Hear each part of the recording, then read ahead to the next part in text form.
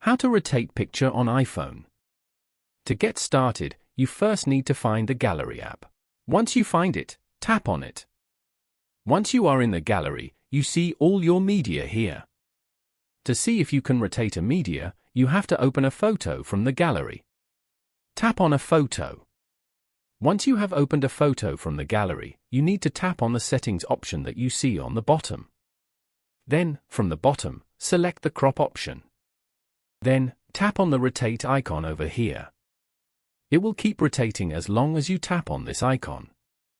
Once you're satisfied with your result, tap on Done at the top right corner of your screen. There you go. You have successfully rotated a picture on your iPhone. By following these simple steps, you can easily rotate the picture on iPhone. Thank you for watching.